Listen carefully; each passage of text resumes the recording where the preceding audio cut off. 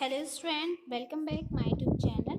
आज हम स्टार्ट करेंगे chapter number 13 direct and indirect proportion में एक्सरसाइज 13.2। ठीक है, कल हमने डायरेक्ट प्रोपोर्शन के कुछ क्वेश्चंस किए थे। आज हम देखेंगे इनवर्स प्रोपोर्शन के कुछ क्वेश्चंस आज हम यहाँ पे करने जा रहे हैं। तो चलिए स्टार्ट करते हैं। Which one of the following are in inverse proportion. ठीक है, इनमें से बताना है कि कौन से ऐसे क्वेश्चन हैं जो स्टेटमेंट लिखे हैं, तो इसमें ऐसे कौन से स्टेटमेंट लिखे हैं जो कि इनवर्स प्रोपोर्शन शो कर रहे हैं। The number of worker on a job and the time to complete the job. ठीक है, नंबर ऑफ वर्कर्स, देखिए नंबर ऑफ वर्कर्स पे हमारा काम डिपेंड कर रहा है और टाइम डिपेंड कर रहा है। यदि नंबर ऑफ वर्कर ज़्यादा होंगे तो हमारा जो वर्क है बहुत कम टाइम में हो जाएगा। यदि नंबर ऑफ वर्कर्स हमारे कम होंगे तो हमें उसी काम को करने में ज़्यादा टाइम लगेगा। मतलब एक क्वांटिटी के एक यूनिट के बढ़ने से दूसरी यूनिट कम हो रही है, दैट मीन्स हम कह सकते हैं कि ये क्या है, इनवर्स प्रोपोर्शन में है। ठीक है, इसी प्रकार सेकेंड आपका था the time taken from a journey and the distance travel in the uniform speed. यदि आप एक ही स्पीड में चल रहे हैं तो जब आप एक ही स्पीड में चल रहे हैं तो टाइम जो आप ले रहे हैं जर्नी में, ठीक है, तो टाइम और जर्नी के बीच का जो टाइम है और जो डिस्टेंस है, तो जैसे जैसे आप ज़्यादा, मान लीजिए हमने 2 किलोमीटर ट्रैवल कर लिया तो हमने उतनी दूरी तक, मान लीजिए हमने 400 किलोमीटर या 200 किलोमीटर हमने जर्नी कर ली। अब जैसे ही हम उसके आगे बढ़ेंगे तो जैसे ही हम टाइम 1 घंटे और जर्नी करेंगे तो 200 और ऐड हो जाएगा, मतलब हमारी डिस्टेंस भी बढ़ेगी टाइम के रिस्पेक्ट में। तो हम क्या कह सकते हैं, इन दोनों में डायरेक्ट प्रोपोर्शन है। ठीक है, the time and distance covered in direct proportion and the area of cultivated land and the crop harvested. ठीक है, जैसे किसी एरिया में कल्टिवेटेड मतलब हार्वेस्टिंग, फसल कटाई का काम हो रहा है। ठीक है, तो हार्वेस्टर जितना ज़्यादा समय लेगा उतनी जल्दी फसल को कट कर लेगा। ठीक है, तो it is a direct proportion because more area of the cultivated land will yield more crops. ठीक है, यहाँ पे टाइम के रिस्पेक्ट में नहीं बताना है, यहाँ पे हमें बताना है फील्ड के रिस्पेक्ट में। तो फील्ड के रिस्पेक्ट में जब आप करेंगे तो डायरेक्ट प्रोपोर्शन में होती है, क्योंकि जितनी देर तक कल्टिवेट, जितनी देर तक वो हार्वेस्टर चलेगा उतने ज़्यादा से ज़्यादा लैंड की फसल को क्रॉप कर सकता है। ठीक है, इसलिए फिर the time taken from a fix journey and the speed of vehicle, time and the speed are inverse proportion. Time and the speed of inverse proportion, क्योंकि स्पीड इज इक्वल टू होता है डिस्टेंस अपॉन टाइम। तो जब भी distance, speed और time के respect में कोई भी चीज़ आपसे पूछी जाए तो वो क्या होती है, इनवर्स प्रोपोर्शन, मतलब इनवर्स प्रोपोर्शन में होती है। एंड लास्ट वन है fifth, the population of a country and the area of land पर पर्सन। ठीक है, तो इसको भी समझ सकते हैं, it is the inverse proportion if the population of a country increases. जैसे जैसे किसी कंट्री की पॉपुलेशन इंक्रीज होगी तो पर एरिया जो उसका पर्सन, लैंड का जो पर पर्सन एरिया हो फिक्स होता है कि इतने एरिया में इतने पर्सन रह सकते हैं, तो वो लैंड पर पर्सन डिक्रीज हो जाएगा। ठीक है, वो जो ज़मीन है, जैसे मान लीजिए एक ज़मीन में 10 लोग रह सकते हैं, फिर बाद में पॉपुलेशन के बढ़ने से उतने ही लैंड में 20 लोगों को रहना पड़ेगा। तो इस तरीके से आप क्या कह सकते हैं कि ये एक इनवर्स प्रोपोर्शन है। चलिए अब क्वेश्चन नंबर 2 की तरफ चलते हैं और यहाँ से हम कुछ क्वेश्चन पिक करते हैं। In a television game show, the prize money of 1 lakh is to be divided equally amongst the winners. ठीक है, एक टेलीविजन गेम शो में प्राइज मनी थी, वो कितनी थी, 1 लाख थी, जिसको कि कुछ विनर्स में डिवाइड किया गया है। Complete the following table, find the whether the prize money given to individual winner is directly और indirectly proportion to the number of winner. ठीक है, जैसे फर्स्ट को 1 लाख, 2 को 50 लाख, तो 4, 5, 8, 10, 20 को कितने लाख मिलेगी। ठीक है, चलिए ये जब एक विनर होगा तो उसको पूरे पैसे दे दिए जाएंगे, 2 विनर होगा तो उसको हाफ ऑफ मिलेंगे, ऐसे ही 4 विनर होगा तो उसके भी हाफ ऑफ हो जाएंगे। ठीक है, मतलब 1/4 पार्ट मिलेगा एक विनर को। ऐसे ही 5, 8, 10 और 20 विनर्स के लिए हमें निकालना है। तो चलिए यहाँ पे हम निकालते हैं वन बाय वन। तो here the number of winner and prize money are in inverse proportion. ठीक है, नंबर ऑफ विनर जैसे जैसे बढ़ रहे हैं वैसे ही प्राइज मनी जो है वो डिक्रीज होती जा रही है। तो prize money are in inverse proportion because winner are increasing and prize money is decreasing.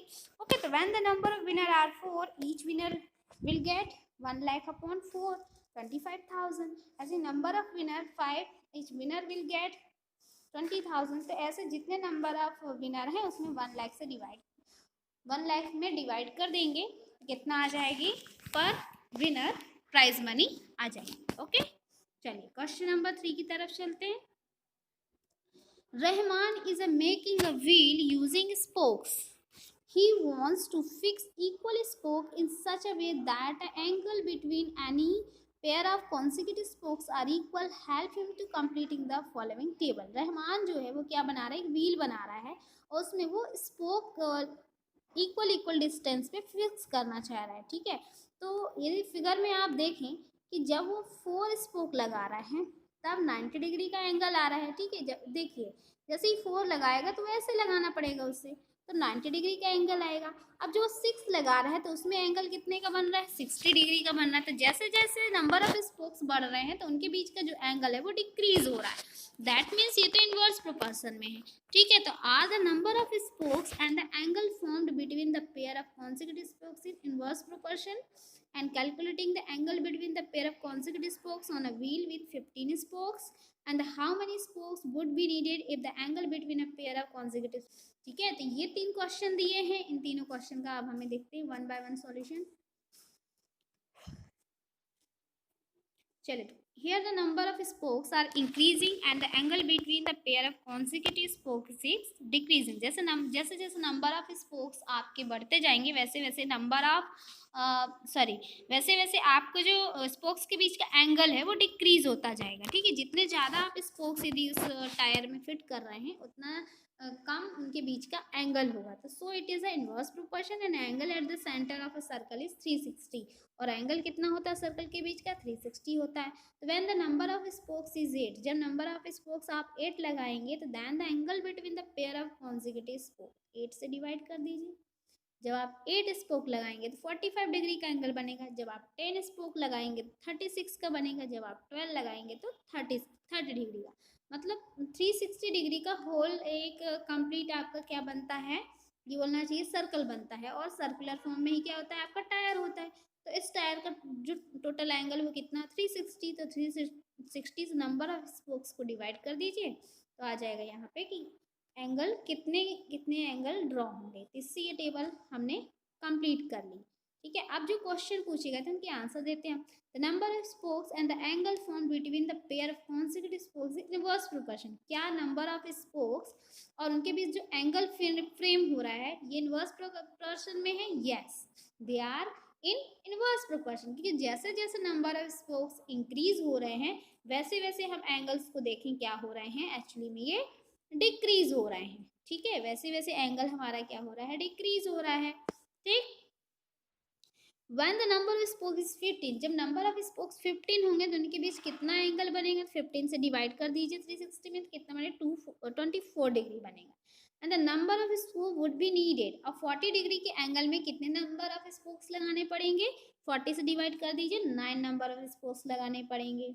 Okay, here the question number 3 is completed and let's we start question number 4. If a box of sweets is divided among 24 children. ठीक है, एक sweets का box है जिसे हमें 24 children's में divide करना है.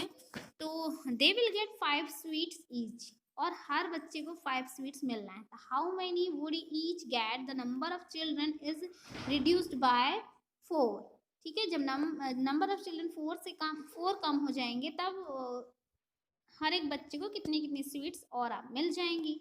तो each child get 5 sweets, 24 children will get 24 into 5. 24 childrens को सबसे पहले देखें कितने स्वीट्स की जरूरत है, तो 120 स्वीट्स की जरूरत है. टोटल नंबर ऑफ स्वीट्स कितनी हो गई, 120. If the number of children is reduced by 4, जब बच्चे 4 से कम हो गए तो अब बच्चे कितने बचे, टोटल स्टूडेंट हो गए अब 20. तो now each child we get sweet, 120 में 20 से डिवाइड कर दीजिए तो हर चिल्ड्रन को आप 6 स्वीट मिलेंगे. ओनली 6 स्वीट, पहले 5 मिल रहे थे अब एक और ज़्यादा मिलेंगे. Question number 5. A farmer has enough food to feed 20 animals in his cattle for 6 days. ठीक है, एक फार्मर के पास 20 एनिमल के लिए 6 दिनों का पर्याप्त उनका जो भी खाना था, अनाज था, जानवरों को खिलाने के लिए था। And how long would the food last is there were 10 more animal in his cattle. अब यदि उसमें 10 एनिमल और आ गए, तो पहले कितने थे 20, अब हो गए 30। ठीक है, तो वही चीज हमने लिखी, लेट द नंबर ऑफ। तो अब वो जो खाना है जो कि 6 दिन चलने वाला था जानवरों का, वो कितने दिन चलेगा। ठीक है, नंबर ऑफ डेज भी एक्स मान लिया कि एक्स दिन चलेगा। ठीक है, तो यदि 20 एनिमल हैं तो ज़्यादा दिन चलेगा। अब 30 एनिमल हो गए तो कम दिन चलेगा। ठीक है, और भी कम दिन चलेगा। तो here the number of animal and number of days are in inverse proportion. सबसे पहले बात तो ये दोनों क्या है, इनवर्स प्रोपोर्शन में है। ठीक है, तो इनके लिए जो आपका फॉर्मूला होता है वो क्या होता है, x2 y1 plus y2 x1। ठीक है, तो इन दोनों को अब अपॉन में लेना पड़ेगा। जब हम डायरेक्ट करते हैं तो ऐसे लेते हैं वर्टिकली, और जब इन्वर्स करते हैं तो कैसे लेते हैं, हॉरिजेंटल लेते हैं। ठीक है, तो 20 divided by 30 is equal to 6 upon x upon 6।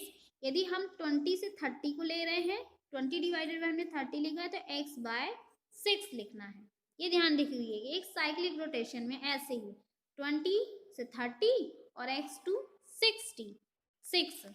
ठीक, तो इस तरह से इनको डिवाइड फॉर्म में लिख लीजिए। बाय क्रॉस मल्टीप्लिकेशन आप निकाल सकते हैं, x की वैल्यू 4 आ गई। ठीक है,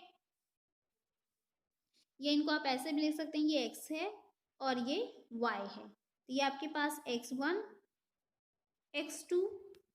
ठीक है, ध्यान से देखेंगे क्या बोल रही हूँ मैं, ये x1 x2 y1 y2। ठीक है, तो इसकी वैल्यू क्या होती है, x1 x2 sorry x1 y2 x1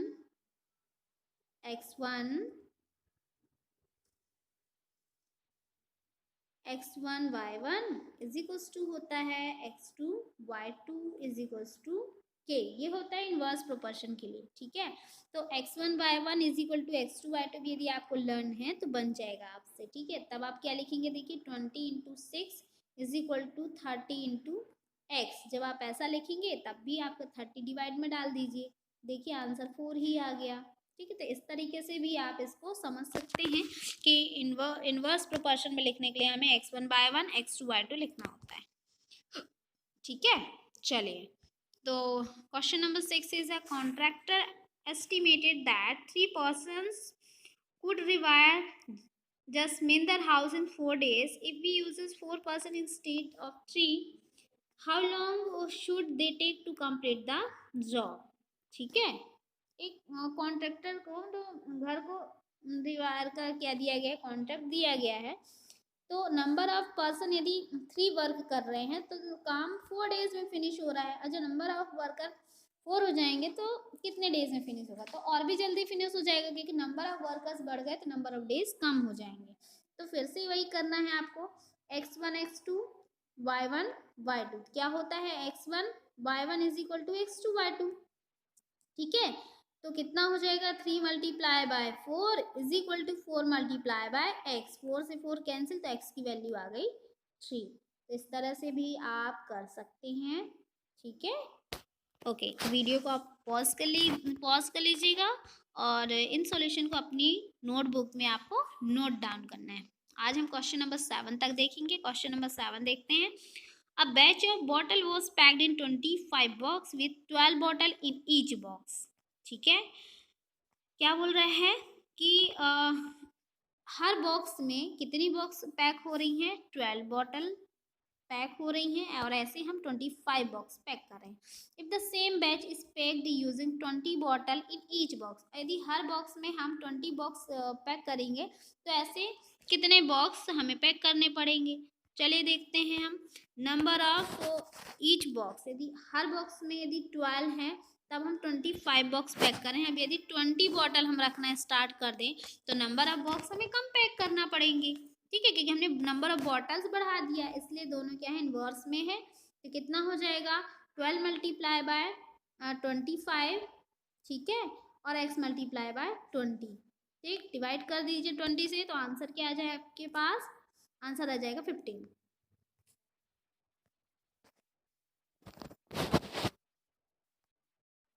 okay students, तो इस तरह से आप वीडियो को पॉज करके यहाँ तक आपको कंप्लीट करना है। Thank you for watching my video.